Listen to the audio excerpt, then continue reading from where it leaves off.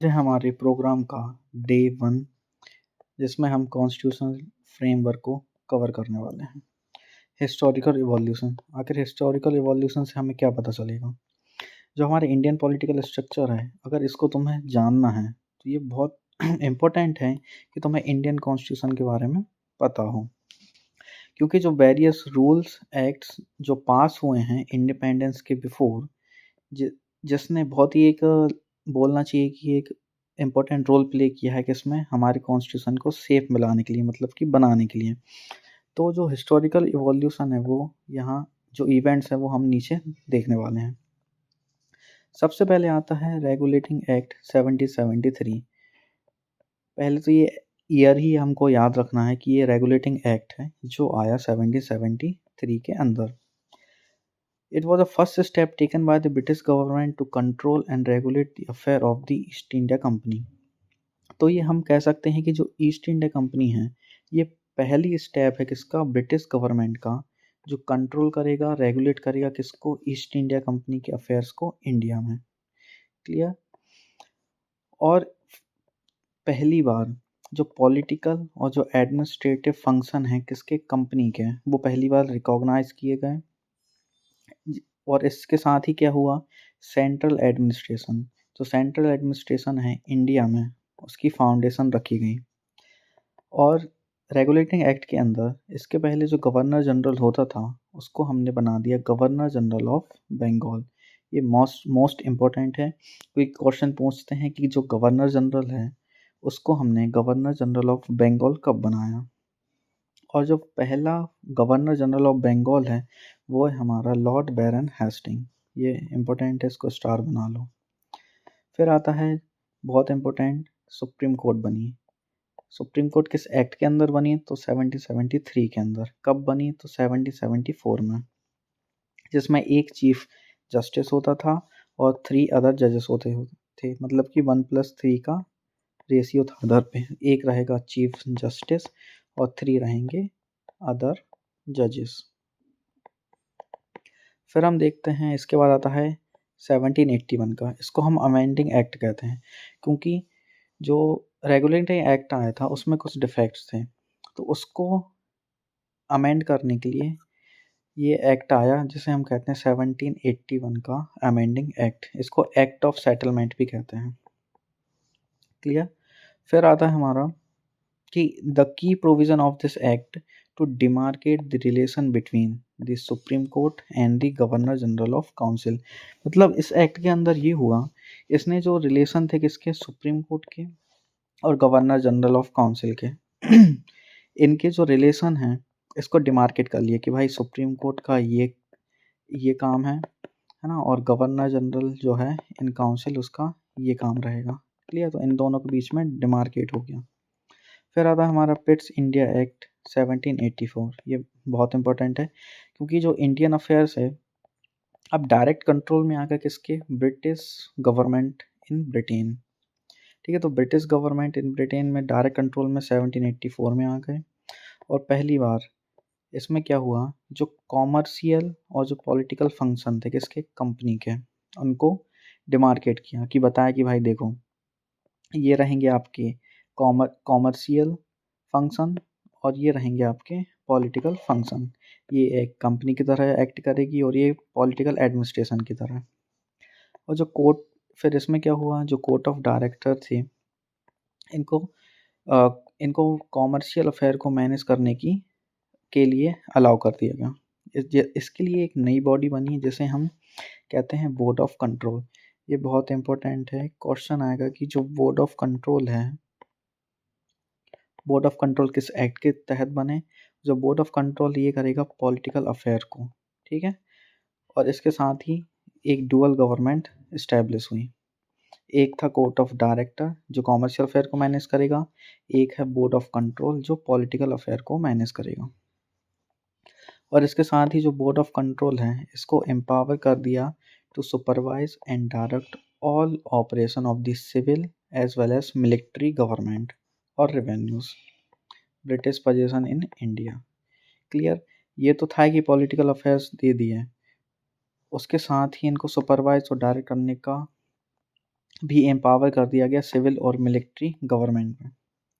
इसके बाद आता है हमारा चार्टर एक्ट 1813 का। ये बहुत इंपॉर्टेंट है, क्यों? क्योंकि इसने जो मोनोपोली थी, it and the monopoly of east India company in India.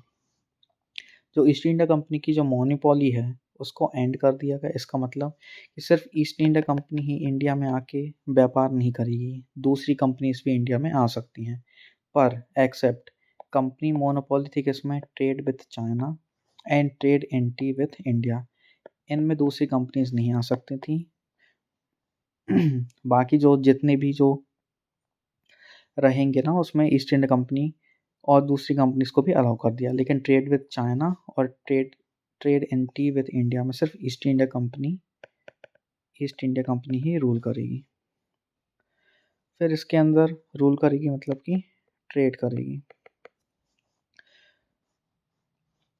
तो क्या हो गया, इसके अंदर जो ट्रेड है इंडिया में सारी कमोडिटीज़ के लिए ऑल ब्रिटिश सब्जेक्ट्स में क्या हुआ, दूसरी कंपनीज को हमने मौका दे दिया। और ये 1833 तक चला, जब तक कि एक नेक्स्ट चार्टर नहीं आया जिसमें जो ट्रेड ऑफ कंपनी है उसको एबॉलिश कर दिया। चार्टर एक्ट 1813 में पहली बार ये डिफाइन कर दिया क्या, कि जो कॉन्स्टिट्यूशनल पोजीशन है किसकी, ब्रिटिश की टेरिटरी इन इंडिया। पहली बार constitutional provision of British territory in India define किया गया। फिर था चार्टर एक्ट 1833 का। तो चार्टर एक्ट है, ये पहली स्टेप है काय के लिए, सेंट्रलाइज के लिए। क्वेश्चन आ सकता है या पॉइंट आ सकता है कि कौन से एक्ट है जिसे हम ये कहते हैं कि ये फाइनल स्टेप है टूवर्ड सेंट्रलाइजेशन। इसमें क्या हुआ, जो गवर्नर जनरल ऑफ बंगाल हमने 1773 के एक्ट के तहत बना था, अब उसको बना दिया गवर्नर जनरल ऑफ इंडिया। क्या बना है, गवर्नर जनरल ऑफ इंडिया। और जो पहला गवर्नर जनरल ऑफ इंडिया कौन था, Lord William Bentinck. Clear, Lord William Bentinck क्या बना है, पहला गवर्नर जनरल ऑफ इंडिया। फिर जो गवर्नर जनरल है इसको civil as well as military power दी गई, जैसा कि पहले था। और इसके साथ ही क्या हुआ, जो गवर्नर थे कहाँ के, बॉम्बे, मद्रास, उनकी जो लेजिस्लेटिव पावर्स हैं उनको डिप्राइव कर दिया, कि जो गवर्नर्स हैं उनको हटा दिया वहाँ से, कि अब जो सब कुछ कौन देखेगा, गवर्नर जनरल ऑफ इंडिया। इसके पहले क्या होता था, जो भी लॉ बनते थे प्रीवियस एक्ट्स में 1833 के पहले, उनको हम रेगुलेशन कहते थे। पर अब जो एक्ट बनेंगे या अब जो लॉ आएंगे इस एक्ट में, वो कहलाएंगे एक्ट। क्लियर। और 1833 के एक्ट के तहत ये हो गया कि जो ईस्ट इंडिया कंपनी है ये केवल ये कॉमर्शियल बॉडी नहीं है, ये एक प्योरली एडमिनिस्ट्रेटिव बॉडी बन गई। तो क्वेश्चन ये पूछा जा सकता है कि कौन से एक्ट में जो ईस्ट इंडिया कंपनी है प्योरली एडमिनिस्ट्रेटिव बॉडी बन गई, तो रहेगा 1833 का चार्टर एक्ट। और दूसरा, इसमें लॉ मेंबर मैकुले को इंट्रोड्यूस किया गया गवर्नर जनरल काउंसिल में, इसके अंदर। फिर आता है हमारा चार्टर एक्ट 1853। इसमें क्या हुआ, it separated the legislative and executive function of the governor general council.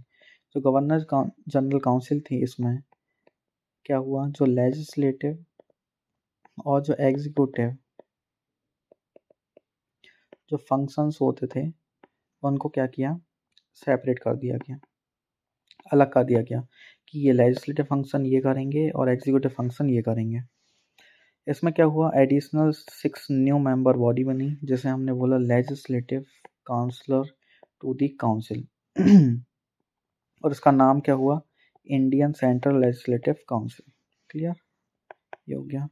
Next, it introduce for the first time local representation. तो क्वेश्चन ये आ सकता है, किस एक्ट के तहत पहली बार लोकल रिप्रेजेंटेशन जो सेंट्रल लेजिस्लेटिव काउंसिल में इंडियंस को रिप्रेजेंटेशन दिया, तो वो रहेगा 1853 का एक्ट।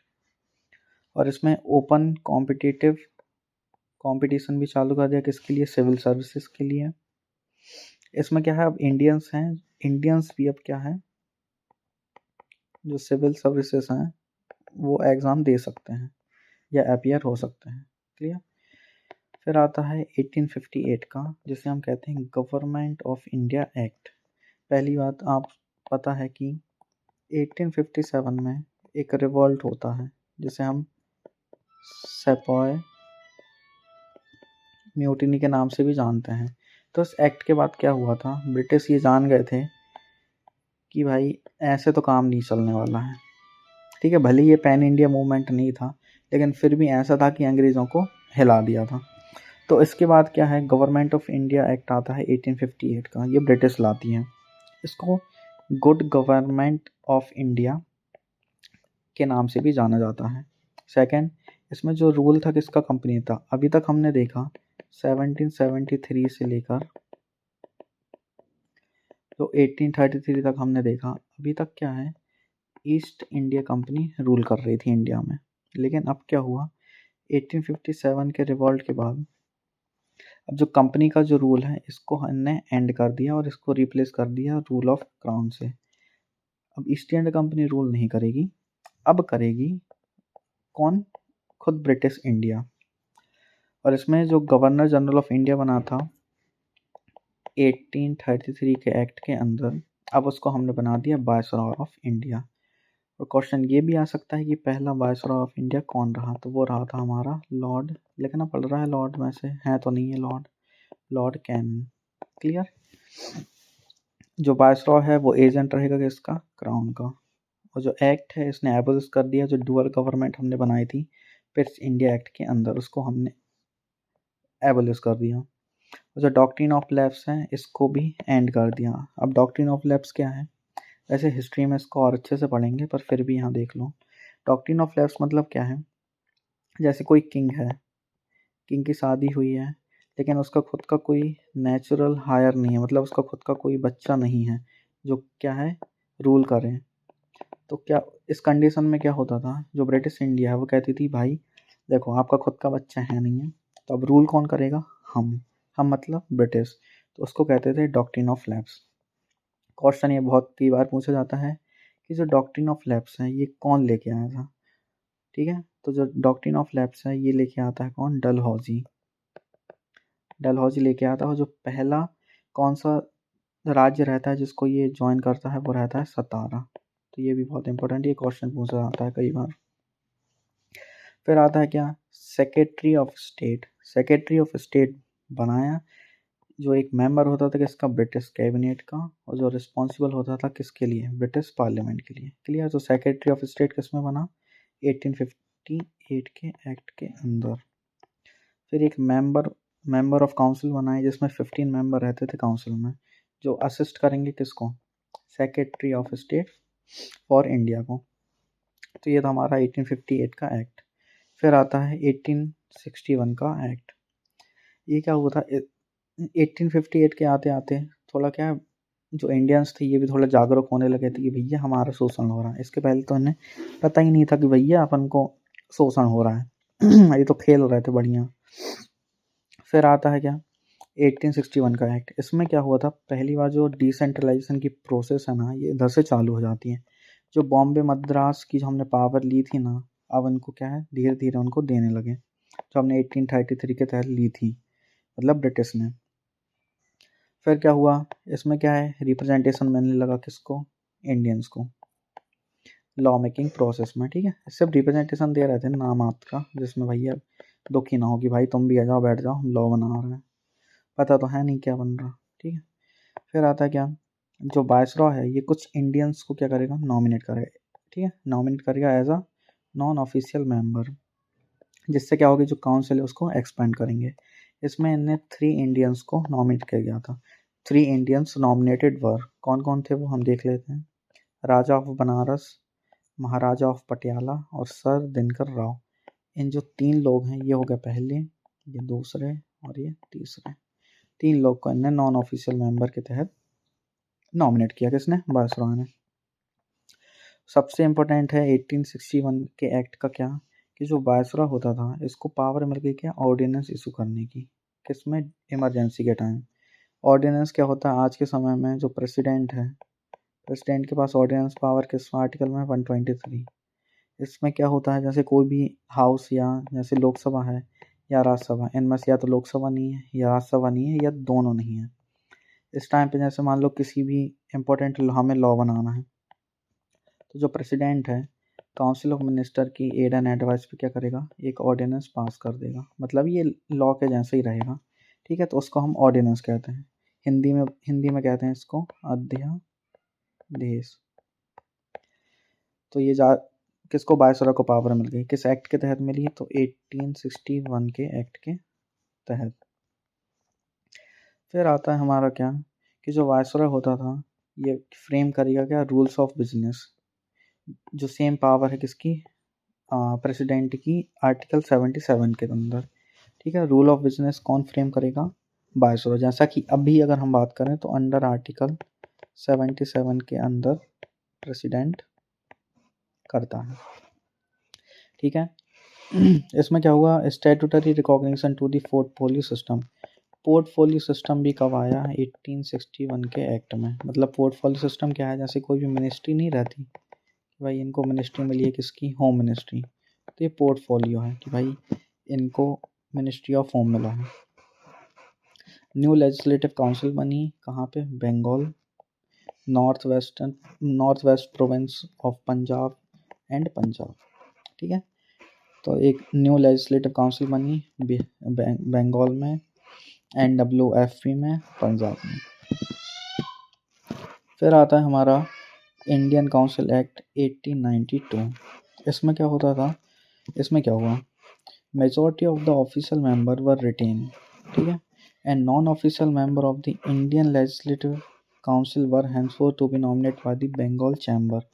अब क्या हो रहा है कि जो नॉन ऑफिशियल मेंबर्स हैं इंडियन लेजिस्लेटिव काउंसिल में, अब वो नॉमिनेट कौन करेगा, Bengal chamber of commerce and the provincial legislative council. अभी तक क्या है, वायसरॉय कर रहा था नॉमिनेट, अब कौन करेगा, बंगाल चैम्बर ऑफ कॉमर्स। फिर क्या हुआ, नॉन ऑफिशियल मेंबर की जो प्रोविंशियल काउंसिल में nominated by these certain local bodies such as universities, district boards and municipality। मतलब जो नॉन ऑफिशियल रहेंगे कहाँ पे, प्रोविंशियल काउंसिल में, उनको नॉमिनेट कौन करेगा, local bodies such as university, district boards and municipality. Beginning of the representative system in India. मतलब कि अब इंडियंस का क्या है, रिप्रेजेंटेशन मिलने लगा। अब इंडियंस को भी क्या हो रहा है, पार्टिसिपेट करने का मौका मिल रहा है, ठीक है। तो इधर से हमारा रिप्रेजेंटेशन चालू हो गया।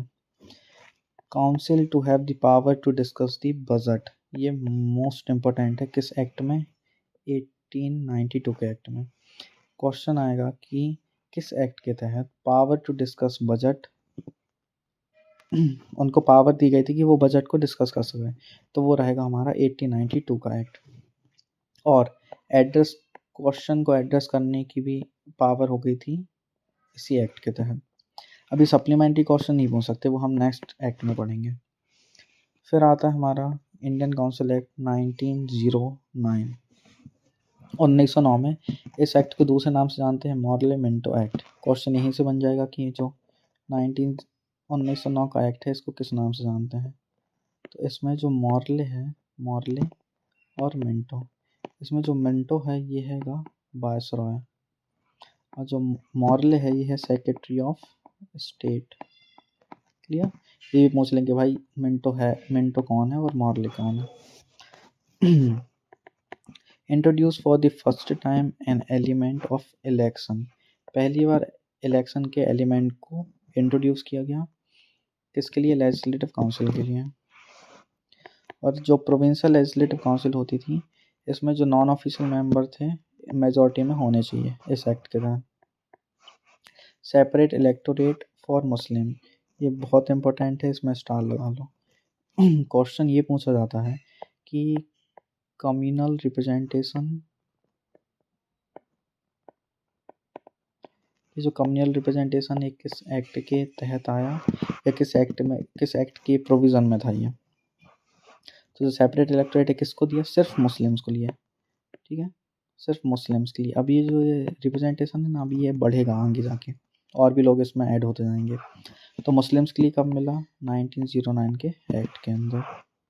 और पहली बार जो इंडियंस होते थे ना उनको एग्जीक्यूटिव काउंसिल में शामिल किया गया, जिनका नाम था सत्येंद्र प्रसाद सिन्हा।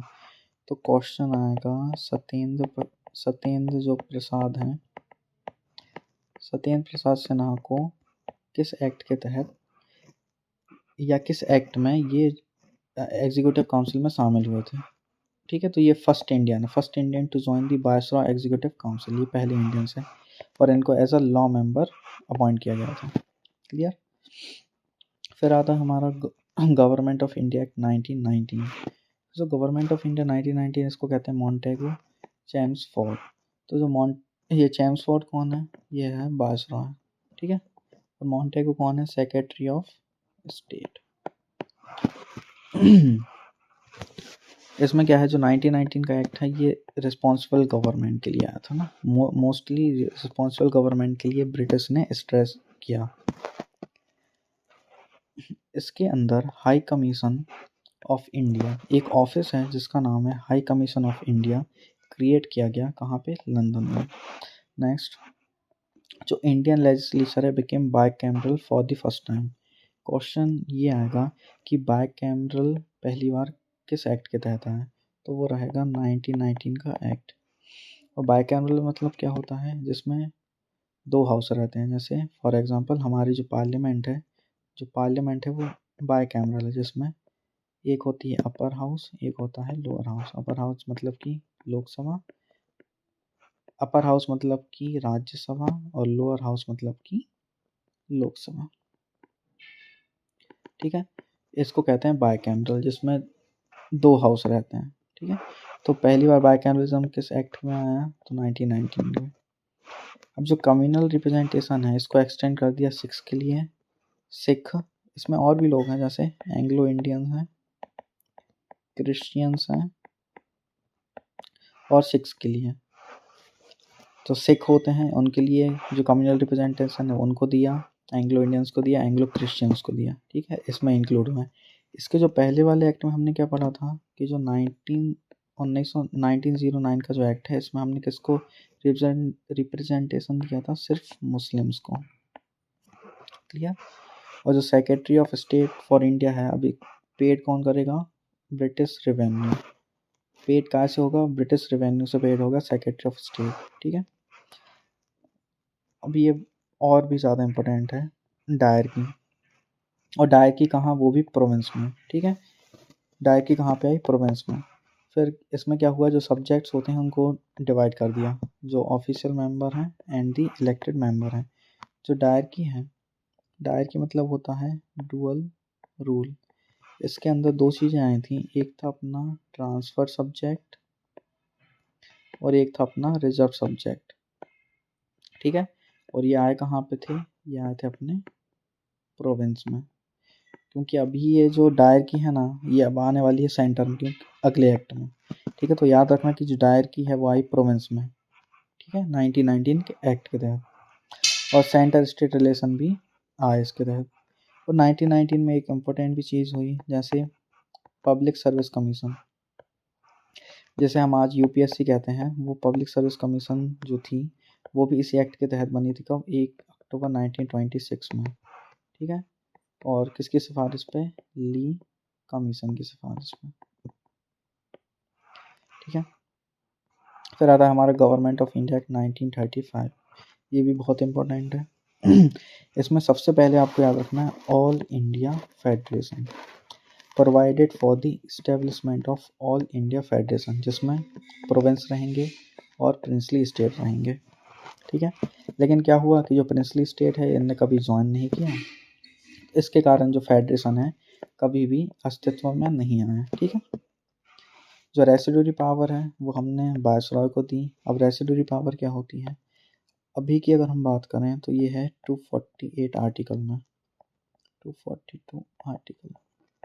तो रेसिड्यूरी पावर क्या होती है, जैसे हमारे यहाँ पे 7 शेड्यूल आपने पढ़ा होगा, तो आप 7 शेड्यूल में क्या पढ़ते हैं, 3 लिस्ट हैं। एक होती है सेंट्रल लिस्ट, एक होती है स्टेट लिस्ट और एक होती है कॉनकरेंट लिस्ट। सेंट्रल लिस्ट पे कौन लॉ बनाता है, सेंटर।